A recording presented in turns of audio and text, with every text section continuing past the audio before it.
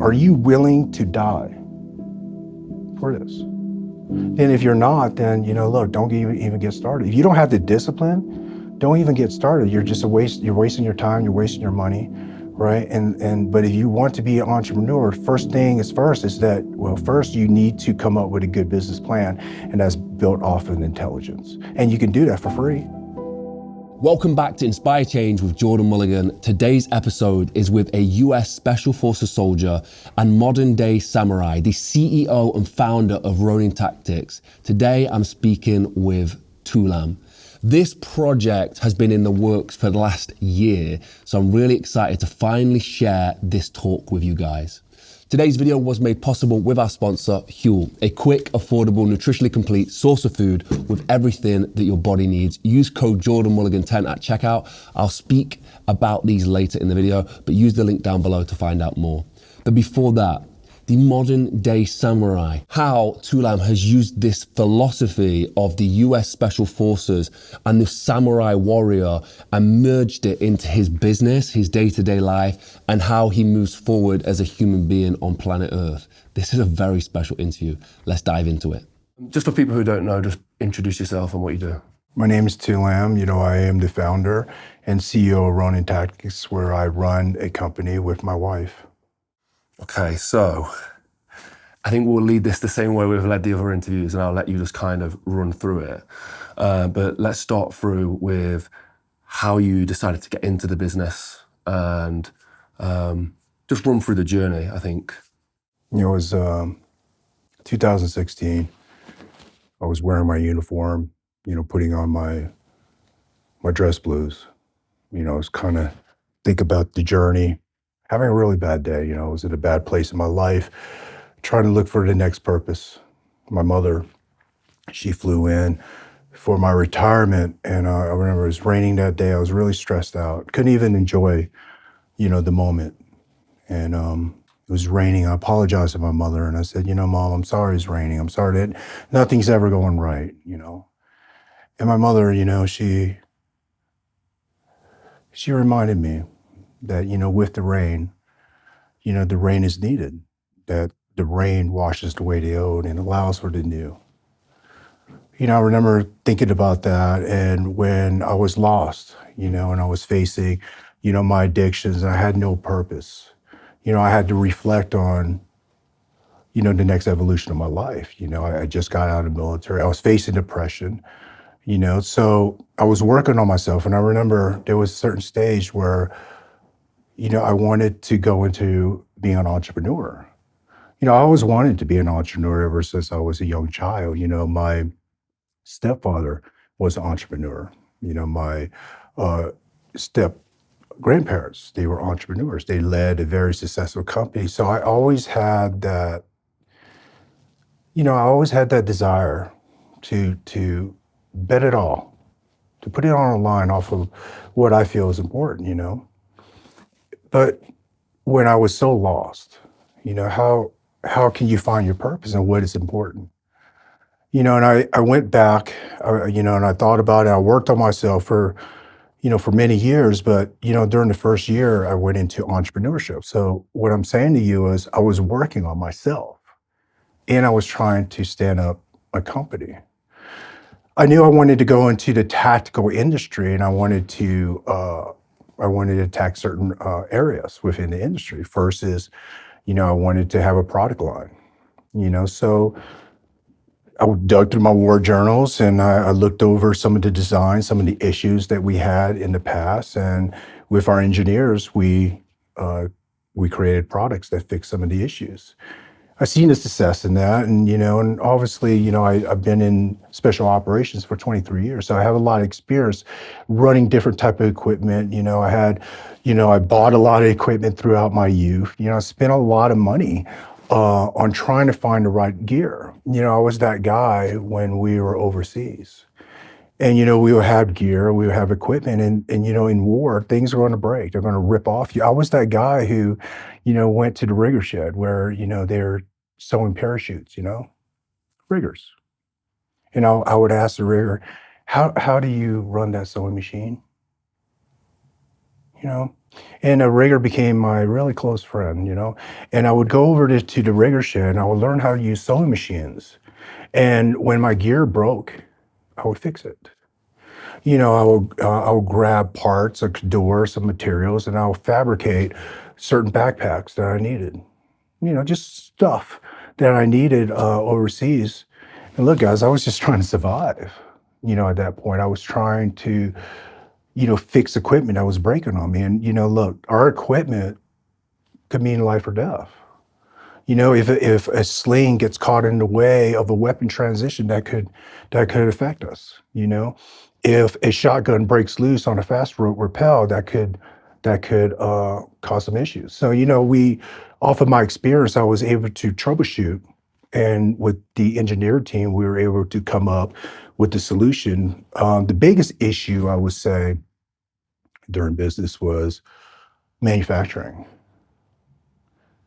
You can have this great product, but if you can't meet supply and demand, right, then obviously, you don't have a successful business, right? So at first, we learned. It was trial and error. My wife and I, we learned. We outsourced a lot of our work in the beginning because we didn't have a manufacturing capability. So we outsourced, we grew our brand. Our brand really grew really fast. I would say that because, the commitment I made to traveling around America, for the first 4 years. For the first 4 years, my wife and I, we travel all through America, major cities, and we were training major police departments. At that time, I would go to TTPLAs and OTLAs, which is tactical police conferences, and I would offer my services just to help. You know, Looking back, I did that because at that stage of my life, I was trying to heal. I was really messed up, man. And trying to stand up a company when you're still working on yourself was very difficult. But I thank my wife for allowing me to travel around America because when I gave back to the communities, when I gave back to, law-abiding citizens, teaching them a skill set to save their lives, but not just a skill set to save their lives. I also gave them a mindset, to be stronger than the conditions and circumstances that are presented to you, to seek kindness. And I would teach them that.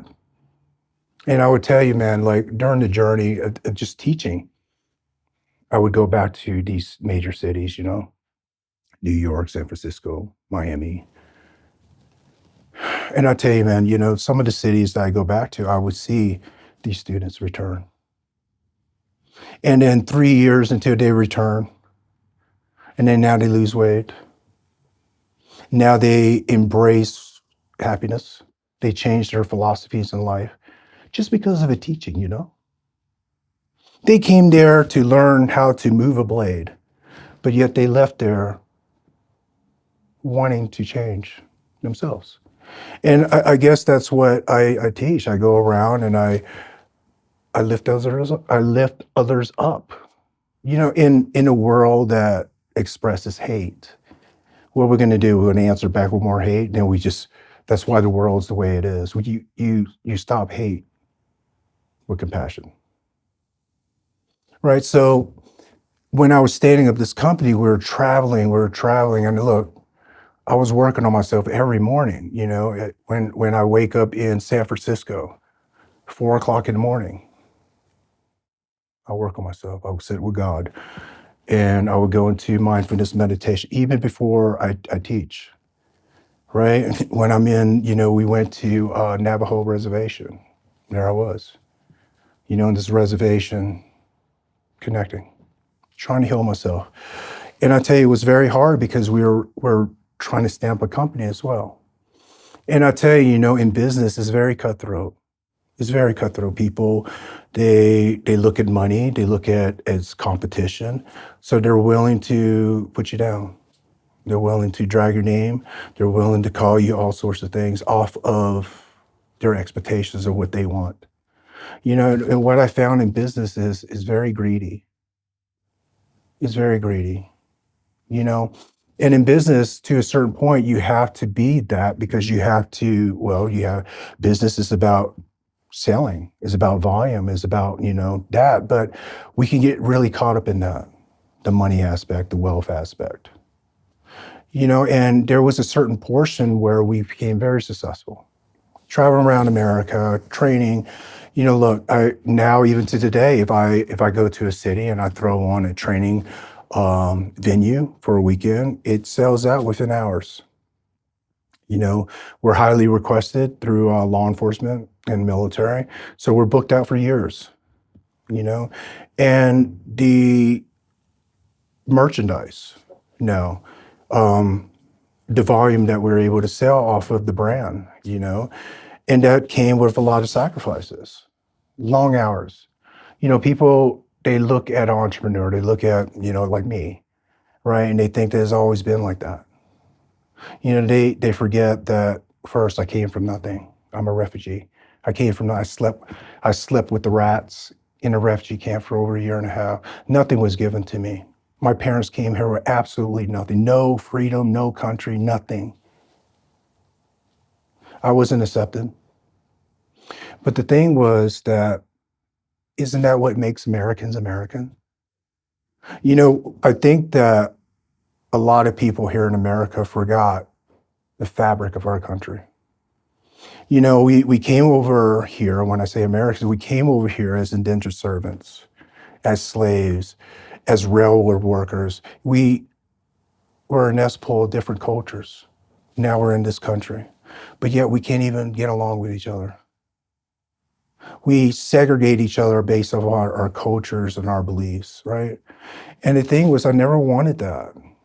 I never believed in hate in that way.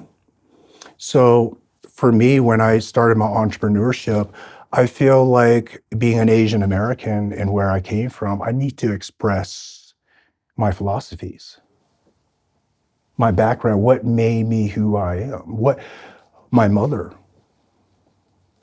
my stepfather, my uncle, what made me who I was, my wife, God, right? So when I think about that in the business sense, then wealth and all that is not going to make me happy. So in my business world now, I look at wealth and volume and sales. That's business, and that's going to happen because my wife and I, we work extremely hard, and we're talented at what we do. But the thing is, that's that. But I look at success these days as fulfillment. What makes me happy? What makes me happy is that, I can go, like recently we went to Dallas, Texas to speak to veterans, to help them, to speak to supporters, raising funds for mental health. I go to, during COVID, I would go, look, man, I would pack groceries for the elderly, and I don't have to do that. I want to, because success in life to me is the imprint that you leave. Like, we're not going to live forever, so you can't take your wealth with you. So when I think about entrepreneurship, it's just that, is what am I working for? And what I'm working for is fulfillment. But let me explain to you, in the entrepreneur side, it's very hard, right? Because Lao Tzu said a journey of 1,000 miles began with a single step. In entrepreneurship, it's just that. But the thing is, do you blindly step? Do you blindly walk? And the journey of 1,000 miles began with a single step. But before that first step was even moved, you should be gathering intelligence. You should be studying that field, that arena. What is the competition? Who are the key players? So there was a certain point that I knew I wanted to get into the tactical industry, as in a trainer. And there were certain trainers that, obviously were really good at teaching. And there are certain guys that are really good at shooting, but they're not great at teaching. And there are certain guys that are great at both, but nobody recognizes because their social media presence wasn't there. I studied all this, and what was the current form of communication? How's this large world communicate now? I was in the Army, I was in the Special Forces, so my world was very cocooned, very secretive. And then now when I got out of the Army, my new journey, I had to understand how the world communicates. And, when I studied, it was social media. And what I looked through social media was there was a lot of negatives on social media. Man, we can go on social media and you can get on there and then you feel horrible, right? Insults, whatever. Or you insult somebody else. It's just a negative pull. But it can be such a great thing. It can bring the world closer together. So I realized that early on in my entrepreneurship. But, look, I was healing as well. So on my bad days, I would share my bad days. And, I guess you could say I wrote it up on, social media, on Instagram, on Facebook. And, man, I just blasted out to the world. I blasted out to the universe, I guess you could say. And, and I did that, I did that for a little bit, you know. And I guess in a way I was kind of like healing. I wake up early in the morning, 4 o'clock in the morning, I'll sit. And I tell you, man, when I show gratitude to that day, I take a picture and I show gratitude for everybody else. And I try to send that energy through everybody else. So the thing was, when I was doing this entrepreneurship, I was putting positivity in other people. And why can't social media be positive? World hate, why can't we show kindness? And that's what I did. I did that. And I showed kindness because I was working on myself. Right? I was that guy too, trying to stay out of entrepreneurship. I was that guy who was working on myself every day. So I would go to, I don't know, a Starbucks, and I'll open up the door for strangers and I say, hey, you know, God bless you. Have a beautiful day. I was working on kindness. And, some guys would say, what are you, a freak? Some guys would flick me off because what I realized is kindness is not normal these days. So it's weird to be kind. But, I didn't agree with that. So I continue on with kindness and I continue on with entrepreneurship. And what I found was being kind to others and being a role model, getting up at 4 o'clock in the morning and wishing everybody a great day and showing and leading the way, the example, and being a man of action and not talk, it grew followers. Not that I wanted that, it grew followers though. And in time, it grew a brand. So in entrepreneurship, you have to know who you are. You have to know what your brand represents, right? Who are you? Because the brand should represent everything you are. The red dragon. The red dragon was born out of war. The dragon. To become a dragon, the koi fish swims. He swims against the current of life, swimming upstream to the top of the mountain, swimming, and sometimes the current's so strong he washes it back, yet he takes another path. And somehow he swims up to the mountain, and it says that when this koi fish swims to the top of the mountain, as he crests, he becomes a dragon, and that is enlightenment. So when I worked on myself, I realized that it's very Confucius, but we're not perfect, right? And I worked on myself and I worked on myself. And in doing that, I had the energy to help others, right? And I had the energy to believe in myself. Another thing is courage.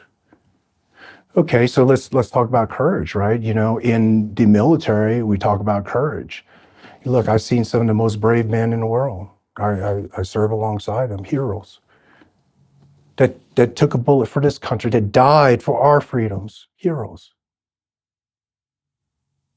But the thing was, when some of my peers, when they got out, they were not able to move past that energy. Look, it's a powerful energy. War, hate. The thing is that when you get out of the military, were you brave enough Do you have enough courage to believe in yourself? You know, look, I've seen commandos blow a door and go through that door as rounds are slinging at us. But do you have the courage to believe in yourself? And this is what I mean.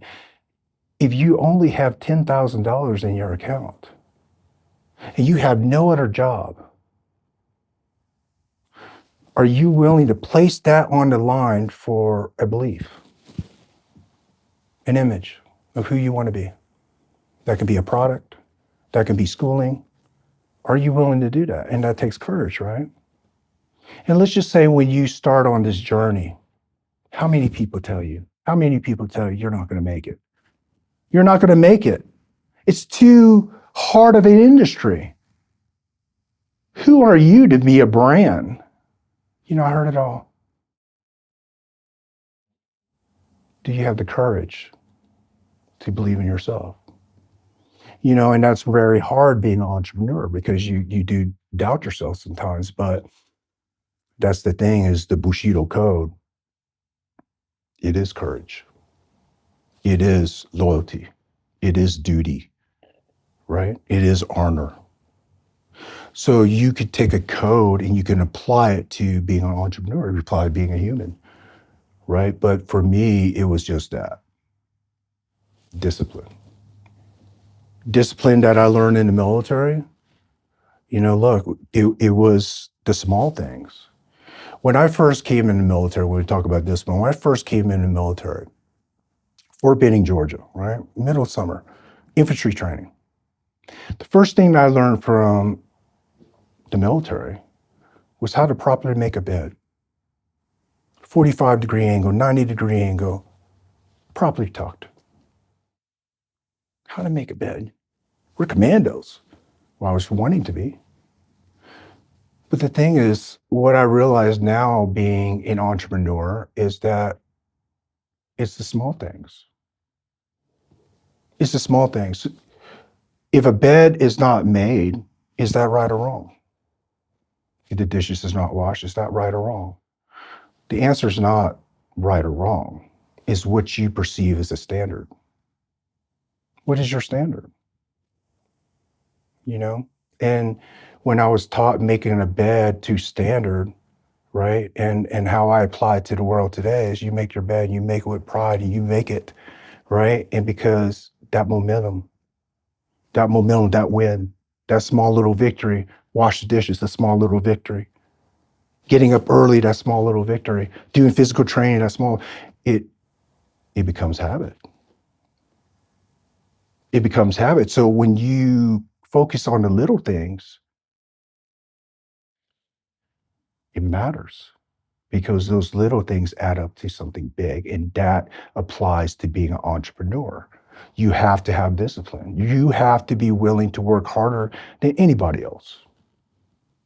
Anybody else in the room. And I tell you, man, people don't see it, but look, I was up at 2, 3 o'clock, and some days I didn't sleep. I doubted myself many times, you know, and Masashi Miyamoto Ronin, step by step, walk your journey of 1,000 miles.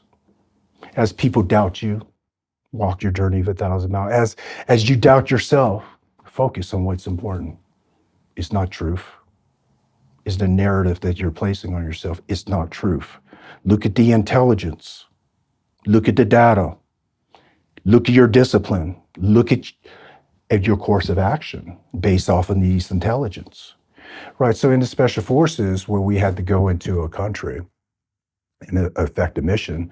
So let's say, you know, if we're going in to train this FID force. So we go into that FID force, we train it. I don't just go there and train. Who is the element I'm training? Who are these people and what tribe did they come from? Are they pro whatever resistance? How did they communicate in this country? What is the terrain like? What is the elevation? What is the humidity? How thick is the jungle? How soft is the floor? How educated are these people? How did it communicate? You understand all these different levels, from terrain to physical infrastructure to technology to the human history. So you have to take all this data and then you have to dissect all that data in what pertains to you. Well, I'm working in this province. While everything else is out, this is now your intelligence. I'm working within this region of people, and then the intelligence go down further, right? So the same thing with business is you have to look at that broad industry. Let's just say the filming industry. You guys are in it. So who are the players that you guys look up to, and what makes them good? What makes them good that you took interest in their work? You see, it's not like you're copying them. What makes them good? Take what is useful. Disregard what isn't. Bruce Lee. You must be like water throughout your life. So don't be so rigid in your thoughts in business. I was going to a Tony Robbins seminar. It was during COVID. And gosh, man, we were so busy, right? But I asked my wife, I asked her for 4 days so I could work on myself. Being an entrepreneur now, guys, I make time twice a year to work on myself. It could be anything. It can be going to a meditation retreat just to ground myself again. It can be going to a Tony Robbins seminar. It can be going to some doctor lecture. I do that for myself these days. But Tony Robbins seminar. So it was during COVID. So I thought it was really interesting what Tony said, during this seminar. So he talked about physiology. He talks about mind and body connection. But what he said to me was that he had all these seminars that he would go to, right? And 20,000 people, 30,000 people would show up to these seminars, and he had it all planned out. With COVID shut everything down, he couldn't travel anymore. And, he regrouped, and then he does, kind of like his conferences, his seminars, online. And that's where I was online, right? 20,000, when he traveled, 20 to 30,000. 80 to 90,000 now customers, because he was able to adapt. You see, not a lot of people can do that. I saw a lot of companies during COVID was not able to adapt like that. They're stuck in some one-way regimented style. They say this worked for me. For 30 years it's worked for me. And look, the universe doesn't work like that. You have to flow with the change of things. People ask me too, what is your end state, man? Where do you want to go as an entrepreneur? Where's your end state?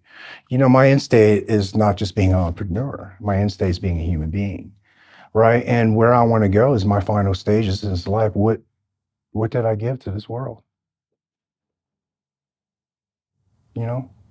As an artist, what art did I paint in this world? Who did I lift up when they were down? And the thing is that I think that we don't think like that. We think about, oh, if I achieve this amount of wealth, success, and my house is this big, if I drive this car, that's successful. And then when they die, can you take all that with you? Does it even matter? In your final moments in this lifetime, when you have to trade away this physical life, can you take all those materialistic things with you? No, but what you can take away is knowing that you helped so many people and that you lived your life. Yeah, maybe you made a lot of mistakes in your life, but you ended up being the person that you wanted to be because you worked every day at being that person, not just business. You can be that's a goal, but who was the person you wanted to be? And being an entrepreneur, it's about being a leader. Being a leader. And I tell you what makes a good leader, because, look, I've been in the military and had a lot of my share of leaders. First, a leader needs to lead by example. He needs to be a man of action, not a man of talk. But I tell you what makes me a leader today as an entrepreneur is that I take the Bushido code of compassion.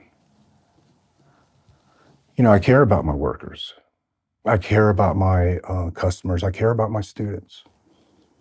When I travel around America teaching Budo and teaching these law enforcement, I care if they go home to their families.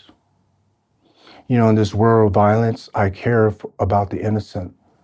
And, instead of talking about how the world should be a kinder place, I realize as a Green Beret, Special Forces Green Beret, who has been to 27 countries and fought for the oppressed, I realize that it's our duty to help the innocent. So that's fulfilling. That's what I'm leaving. It's like a Zen garden, right? And then you have the stones and you have the beautiful plants and you have the ripples around it. You ever see a Japanese garden? So beautiful. It represents in one lifetime how many ripples, how many people can you touch? What is your legacy that you're going to leave behind that would better this world? Right. And that to me is being an entrepreneur. It allows me to do that. It allows me to be this person I want to be because being successful wealth-wise, it allows me the freedom I need to do what is really important to me, and that's helping others. And in helping others, I heal myself. Because look, guys, we're not all perfect, right? And the thing is, when you are in the sideline and you're not perfect and you point your finger at somebody else, laughing and mocking them, well, that's why the world is the way it is. We should help, right? We should help. And that's what the Special Forces taught me as well. So I was able to take the discipline. I was able to take the endurance of hardships. I was able to believe in myself and have the courage to walk my journey of 1,000 miles. And I was able to adapt, right? You have to be able to adapt to your life. What works for you in this evolution of life may not work in the next evolution.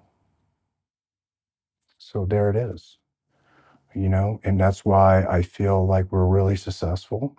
I'm very thankful for every opportunities I have. You know, we work with Infinity Ward on motion capture. We're very fortunate to be with such an amazing team of artists. We work with Springfield Armory. What an amazing team of artists, right? And I'm so grateful with the opportunities I have in this world. But I tell you what, I'm really grateful for more than that is that, being, um, well, I say this word lightly, being a celebrity because I'm a video game character, I'm all known in the tactical industry. To be at that level of success, I'm grateful that I have the platform that I can help others and that I can remind our Americans what it means to be an American, to be different, to be an individual, to believe in oneself. When I first started this company, I want to explain to you, when I first started this company, people mocked me. They're like, oh, you call yourself Ronin Tactics. Ronin is so dishonorable. Like I didn't know what that meant, insulting me over and over, saying I don't mean anything. I'm who I am. Here, I heard it all. Oh, it's just a name of a business. What they didn't understand was during the time of the creation of my company, I was lost. 23 years of service. I was depressed. I was a drug addict. I had no purpose. I was Ronin. I was ashamed of who I became. So that's why I call myself Ronin. But let me explain to you what Ronin means today. Because Ronin in feudal state Pierce, Japan, a samurai was to serve. And if a samurai don't serve, he will be cast from that daimyo roaming the earth as a wanderer. Dual swords, masterless, unemployed. So it was very shameful during war-stating periods Japan, you see. But during modern times, what Ronin means to me is an individual. He's an artist.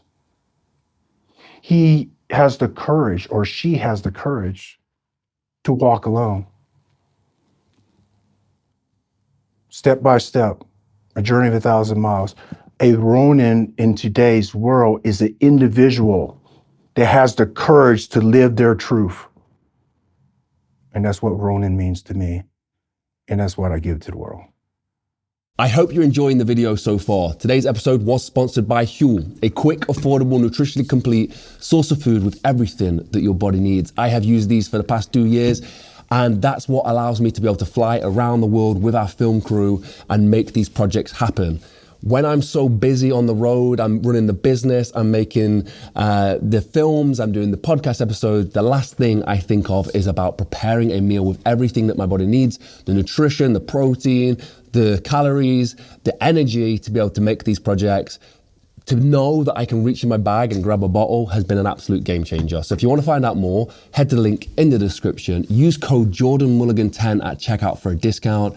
And yeah, thank you to Huel. Let's dive back into the episode. We're talking about entrepreneurship, and I think the biggest thing that comes to people's mind is money, profitability, perceived success, what we see on social media. How would you tell somebody that trying to help others is the way almost than chasing the money? Well, when we were young, and I can only speak for me, not everybody's the same, but I can speak for me is, when we were young, we were given certain expectations of how life should be, from our parents.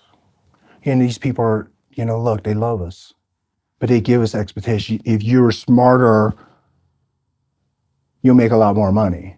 If you choose this job industry, you'll make more. Are you stupid to go down that route? You're not going to make enough money to survive. How many times,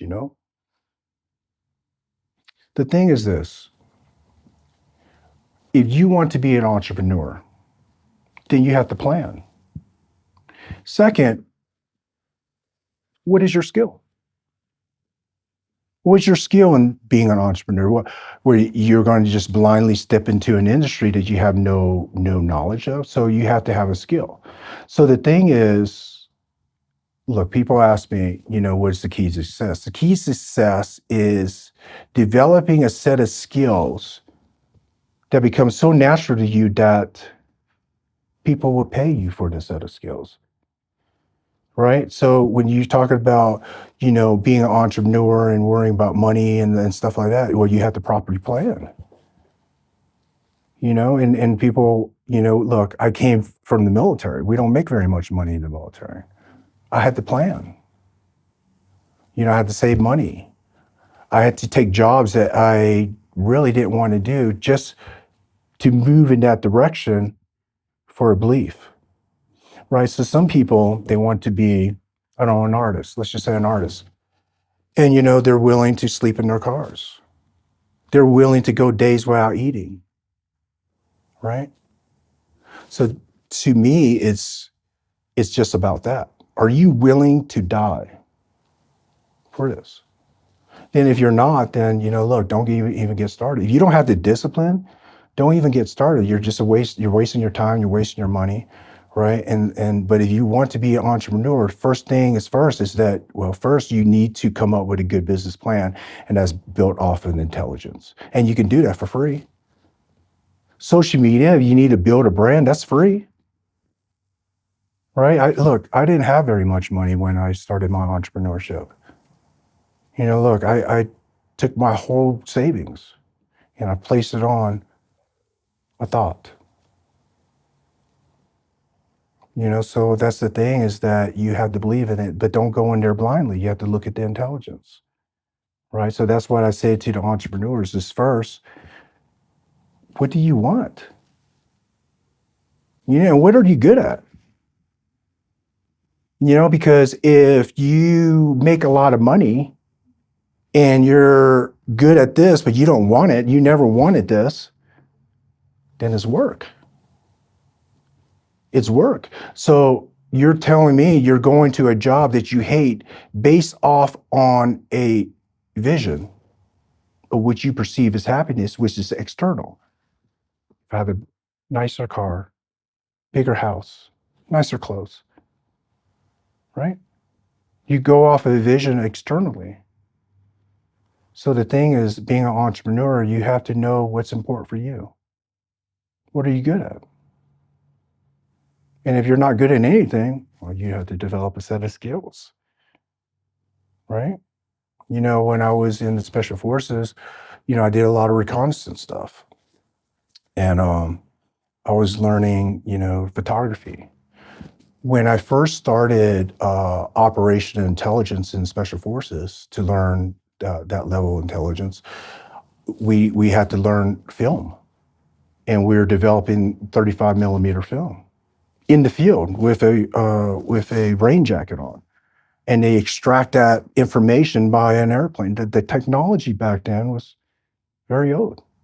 And then through the process of years, we started understanding Photoshop and digital cameras. And there's a certain point I had to go to California and learn Photoshop and video editing because I had to go in these foreign countries and do reconnaissance. I had to learn how to compress the files. I had to learn how to de-interlace film, analog video. I had to freeze frame, de-interlace it, and I had to compress it and send it back through satellites or whatever means is covert. So when I got out of the military, I was going around the United States and I was teaching Budo. And literally my wife was holding the camera and I was talking about shutter speed. I was talking about ISO and composition and all that because I learned all that in the military. Musashi, the Book of Five Rings. From one thing, know 1,000 things. So I took that one thing and that's what I used. I used it to grow social media, to grow awareness, and through that, I grew a brand. I was able to take an idea, a merchandise, a piece of equipment, and be able to film it and edit it and put it on video. That's so powerful, to be able to market yourself. Because only you know your standards.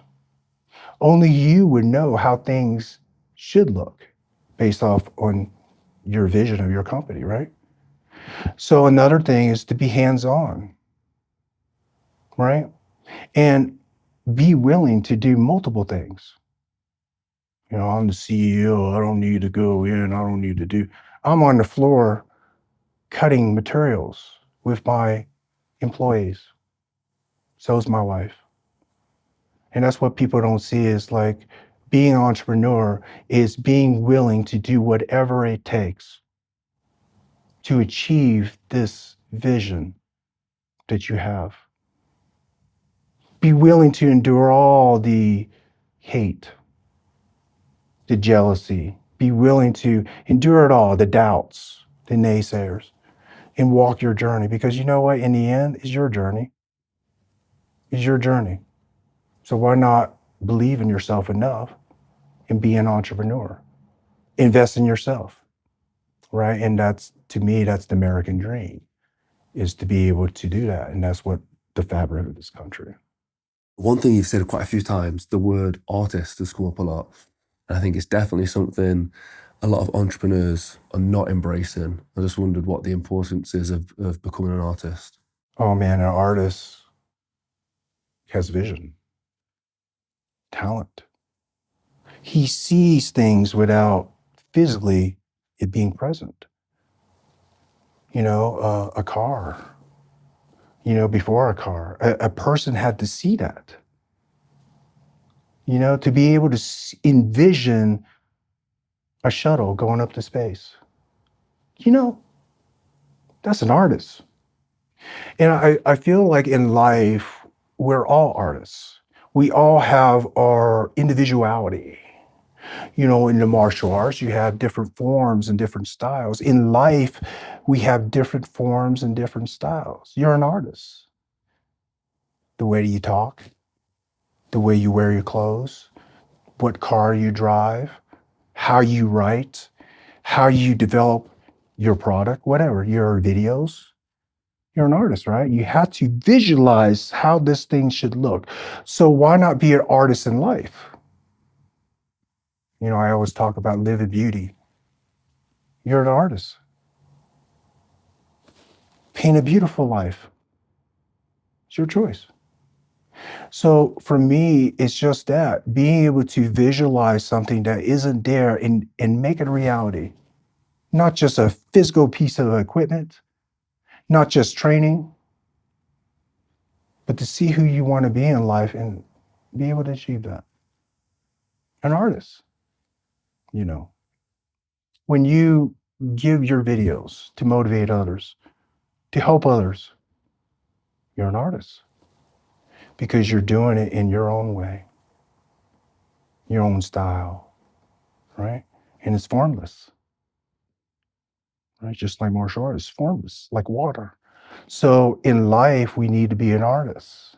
We need to be formless and we need to be able to articulate what is our purpose and who are we in this world, right? And I do it through martial arts. I do it through my philosophy. I do it through my gardening, my poetry, my photography, my videography. I express my art, and that's what I give to the people. And that's my gift to this world, just like you. Your gift to this world is to give them motivation. And you do that through being an artist. On the other side of it, as artists and entrepreneurs, I think entrepreneurs struggle to be artists, artists struggle to be entrepreneurs.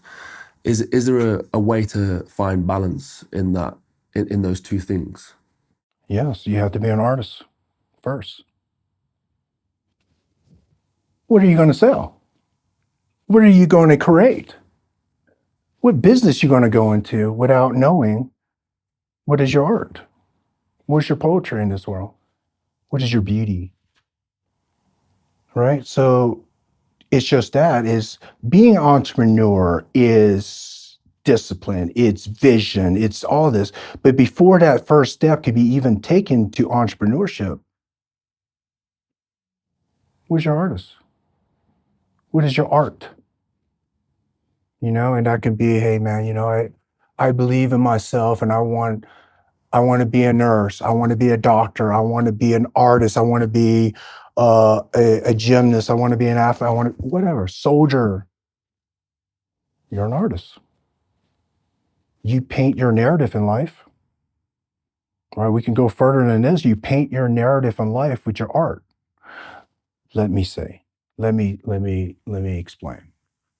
Let's just say you got a new car and you drove this car and somebody slammed that, door into it and dents it.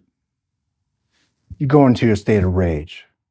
The guy can't fix the car anymore, but yet you go in a state of rage. Can you do this? You can't change that. It's an external event. The guy apologized. I don't care. You cursing at him. It's never going to change anything. So you're painting negative words. You're painting a negative mood. You're painting a negative day. It could easily be different by going, hey, man, I understand. It's a mistake. You're going to pay for it anyways, but it's a mistake. The outcome is going to be the same. He's going to pay for it. It's going to be fixed. But yet you act out because your art was painted with hate. You see, so when I say live in beauty and being an artist is being able to paint a life of beauty, and you do that by your choices in your words. How do you find your passion, your vision, purpose? Like, is there a way that you would advise somebody to go seek that? It's when I say you have to find your vision is what can you even offer? Right? What can you even offer? I had I had a guy who wanted to go into the firearm industry, and he wanted to come and work for us, right? And he wanted to offer his services. And look, the letter was very kind, but he wasn't even trained in tactics and strategy, but yet he wanted to go into an industry to teach. You have to be the student before you can be the teacher. You understand? So that as well is like, you have to understand the process of being an artist. You have to be an apprentice before you can be the artist. Right. So when I say that is when people try to go on entrepreneurship and they're trying to blindly go into entrepreneur. I had a guy who was in the military. He was an officer, very successful man, and then he got out and he wanted to start a juice bar. His daddy wasn't very good. He wanted to start a juice bar where juicing wasn't a popular thing in this part of town, trying to change the environment, trying to change people's ideals, explaining to them that juicing is more healthy. Well, you're trying to change what you have no control over. If you did your intelligence right, then you realize that that's not a popular thing in this town. And maybe you should have done more research. So the thing is, being an artist is knowing yourself, knowing the data, right? And be able to formulate a plan. How are you going to paint this canvas? Do I paint this image of this person first, or do I paint the backdrop first? Do I paint the sky, or do I paint the ground first? There's a process. So being an artist is understanding the process. We have spoken about like the American dream. I know it's something that a lot of people can click with as well. And it has got that, I think some people put that materialism on it as well. And there is like what the American dream is. And I think people would look at you and go, well, he's achieved the American dream. I'd love you to just expand on that. Wow, yeah. I mean, the American dream, America. So beautiful. My mother held on for a year and a half in the refugee camps, just the opportunity to come to America and be an American. Came to this country, spit on, spit on. Called all sorts of names, rejected, told to go back home to my country. America. And I could have took the victimized route and stuff like that, but what I don't think people understand, because through generations we forget the struggles of our forefathers. They had to come over here and endure the hardships, endure the doubt, endure the poverty. We forget those things, but yet now, generations later, you mock them. You mock refugees coming in, trying to start their lives over again because they're escaping genocide. Mocking them, spitting in their face, But that's the seed of what America was made of. A slave, bound in chains, whipped, just for physical labor, for profit. But yet they break these chains and they rise as a people and they become leaders in America. You have Asians coming over here, cheap labor during the expansion out west and railroads, ridiculed, spit on, said that they stunk because they ate fish and rice while doing railroad, working demolitions, dying, segregated into Chinatown because they were different. See? Generations, we forget. And now the forefathers that came here and suffered, endured the hardships and the racism and everything, now their great-great-great-grandchildren spits on an Asian boy, mocks him, rips his clothes, because they forget, The thing is, I am a story. I am a current story of what it means to be American. This country was founded upon that. Immigrants coming from different cultures. The thing about my story is that I love America because I wasn't born here, and I immigrated here, and I was told by many Americans how I didn't fit in. I love this country. I love this country so much that I fought for it. I fought for it for more than a career. I fought for it my whole adult life, the homeland of this country. Have we forgot what it means to endure hardships? Have we forgot what it means to love our country and God? So being American is that.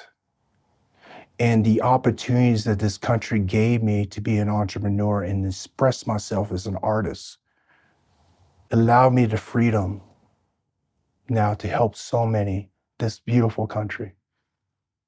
When no other country accepted me and my family, this country did. So I was willing to die for it. I was willing to fight for it. And that's what being American's about, right? Never forget where we came from, the struggles, and through the struggles, we find our strength. That's American. Tough times, tough situations. We spoke about this yesterday. Create an environment for people to. I feel like we could either go one or two ways with it. Yeah, for somebody who's experiencing tough times or tough situations, like what would you say to them? In the teachings of Buddha, right? Buddha says life is suffering.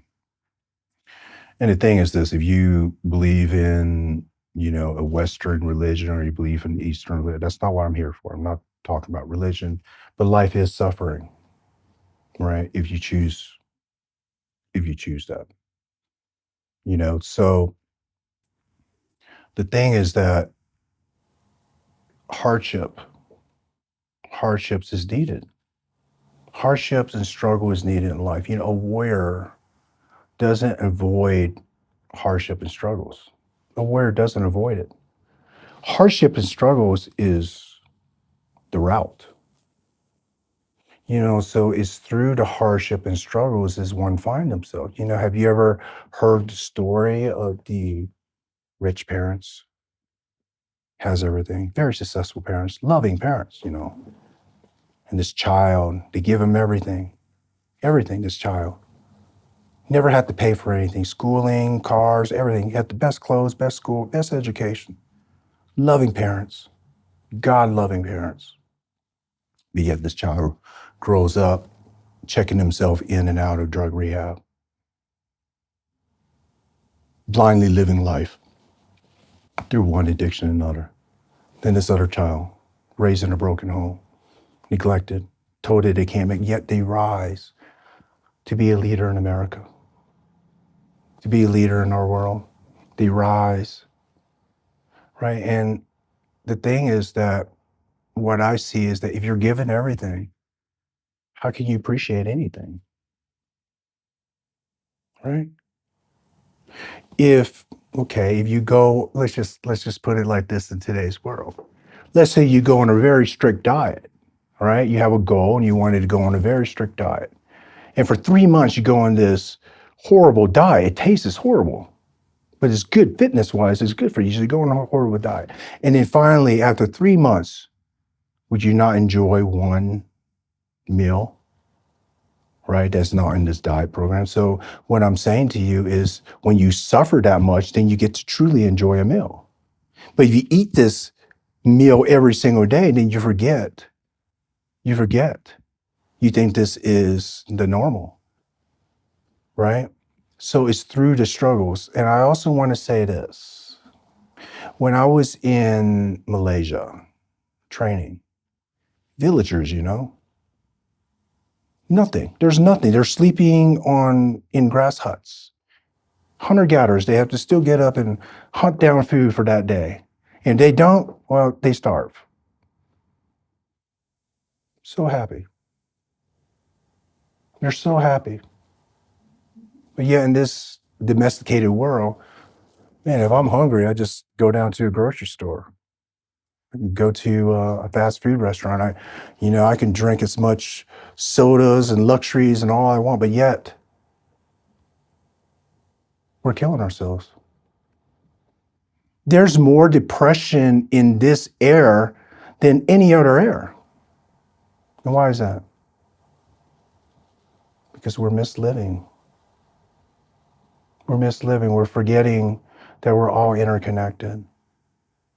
And that if you live more for fulfillment versus wealth, external things that you can't take with you, then the world, right, will be a better place if everybody works on themselves. You know? So that's the thing, is that if the world works on themselves every single day, then we'll have a better world. In terms of your success in business, what would you put it down? What would you say has helped the most, or what aspects have helped in regards to the military, the hardships that you faced before getting into the military?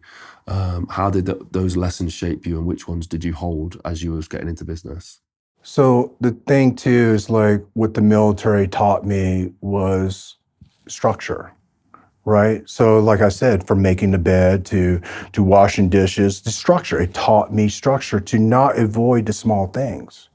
Attention to detail, we always say, in war, if I'm driving down this route at night under night vision, and this box that's sitting on the side of the road, this cardboard box wasn't there for the route. You understand? So it's about attention to detail.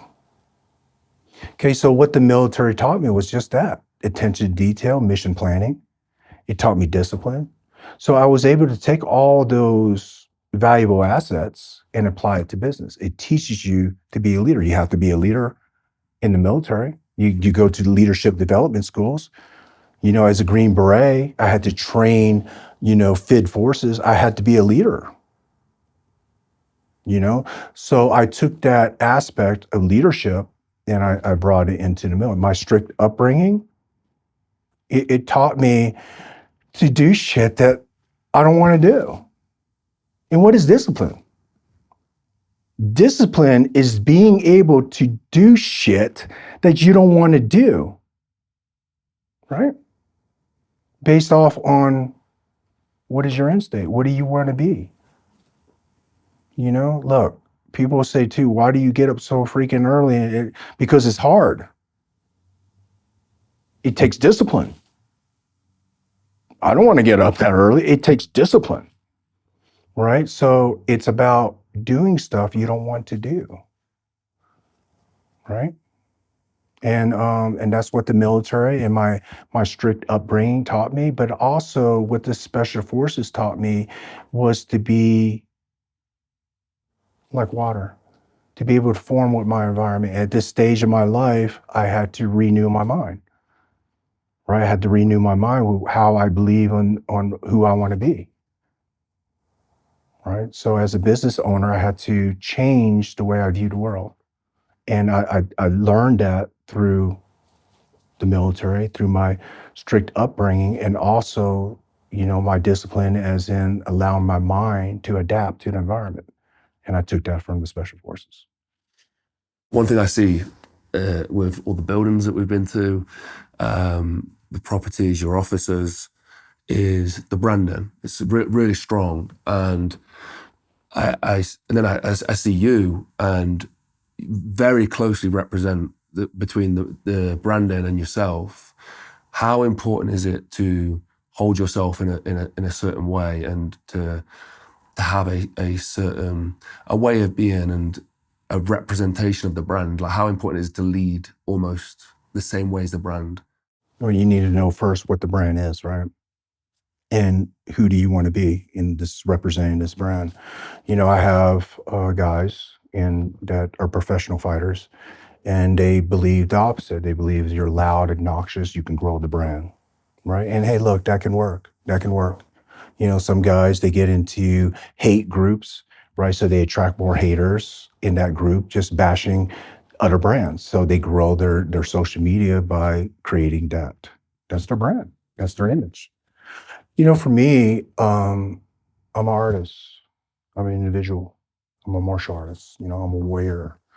I'm a philosopher. So the thing is, I knew who I was. I know who I was, and I knew who I want to be.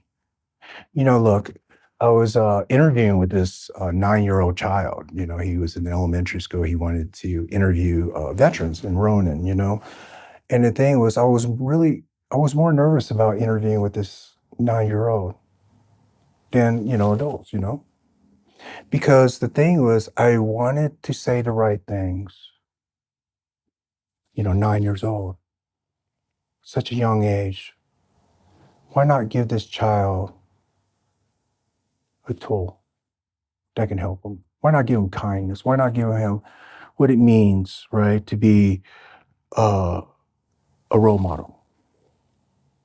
So the thing is, to be in this, for me, being an entrepreneur, to be in this industry, it's not just about, being successful. I am in the public eye, you know. And for me, it's about representing myself and my brand, right? And that is samurai. That is Bushido, the seven virtues. Look, people would say, well, you walk Bushido all your life. I have. Since I was a child, I walked the path of a warrior. And I tell you that path was so hard. And I failed so many times. And I lost my way. But the thing is, I know who I am today.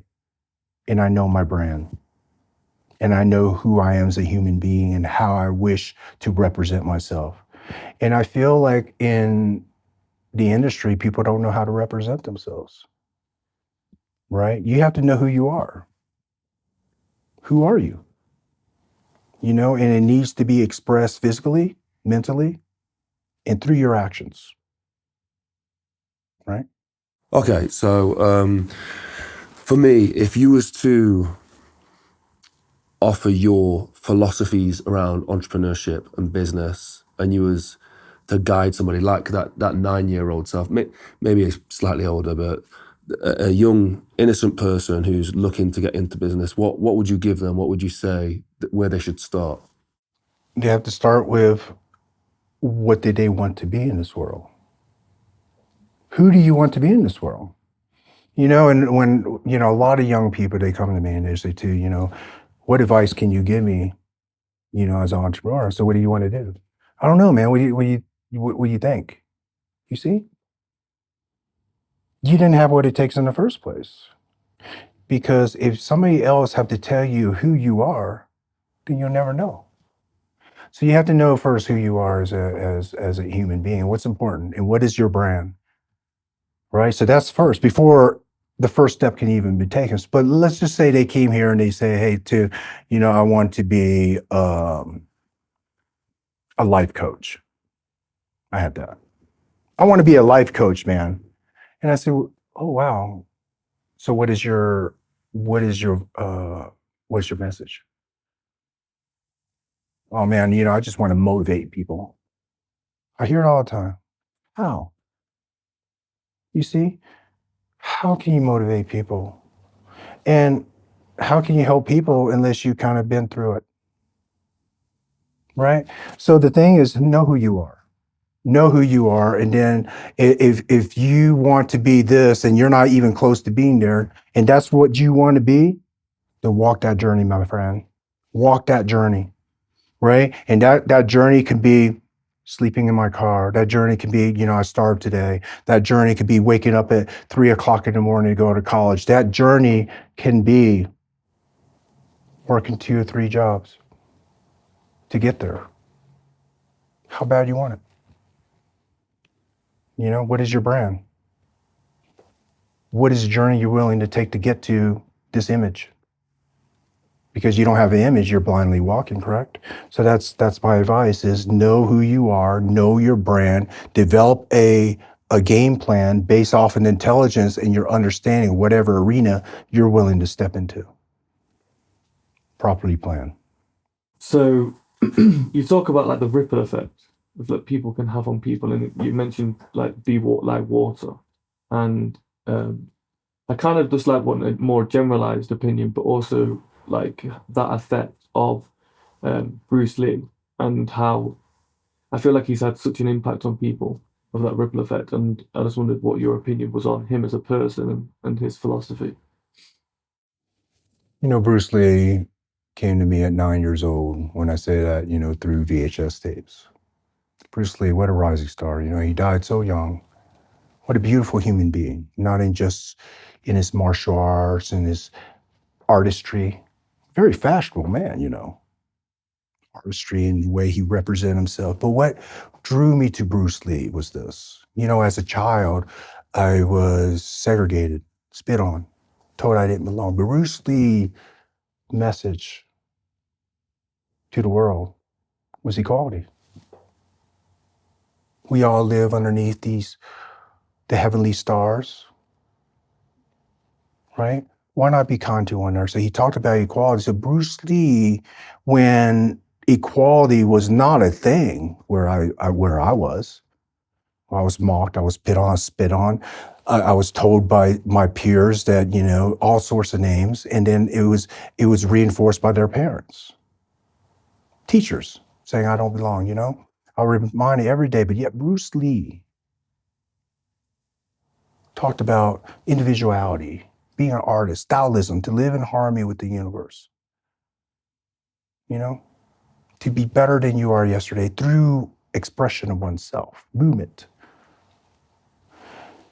My mother, when my stepfather was deployed a lot, my mother would drop us off at the local library. Hours we would spend here, and my brother, he was studying to be a doctor, and I took this opportunity, and I would go and read philosophies, Taoism. So he had a huge effect on me as a child, reading literature that a normal child would. Taoism. What child at 13 years old reads about, that, the universal powers, And the thing was, he was such a role model, but what he said was, be formless, my friend, like water. Put water in a receptacle, it becomes that. And throughout my life was that I had to be formless. During a certain portion, in special forces, is about being formless. Your style is formless.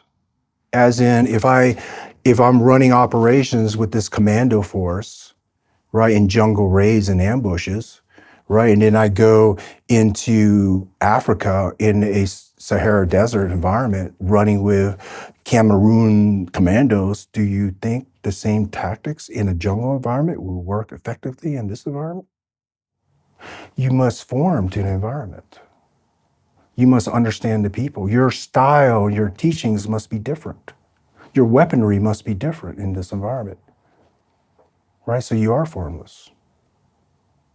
And Bruce Lee taught me that, to have that mindset. So in my martial art teachings, I withdrew from different forms of martial. I have certain styles that I practice more than others. And I had certain styles that I drew just so I can get at a certain angle of an attack. To take time, I take distance. I take his ability to react.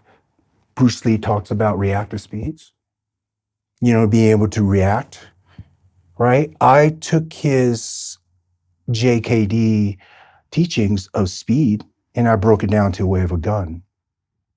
The way he delivers a punch with his abdominal tight is the same way I deliver my movement with a weapon.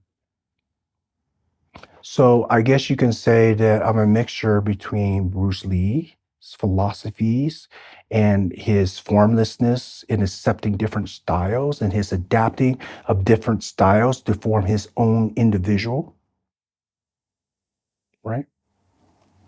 but I'm more Masashi based in the teachings, combat and strategy, Sanju based. But it was because of Bruce Lee is where I got into Taoism and Confucius and to work on being a better human being. And that was refined through the martial arts. And that's what Bruce Lee did, right? He gave his art to the world. He left his legacy. And his legacy was left, and it greatly changed my life. And when I fought for the people, I remember this, when I fought for the people from Southeast Asia to the Middle East, I fought for the people. I fought for the ones that were enslaved, held down by dictators, starved. I fought for the people because Bruce Lee believed in equality. So if you ask me how much he meant to me, my life, I walked the path, right? And what a beautiful person, equality. What an artist. Thank you so much to Tu for doing this video with us. If you want to find out more about Tool and stuff, head to the link in the description. And also thank you to our sponsor, Huel Today, for making this possible. Use code Jordan Mulligan 10 at checkout for a discount. And also thank you to everyone who supported us at mulliganbrothers.com with the journals and posters and the t-shirts. Use code 2024 at checkout for a buy one, get one free offer.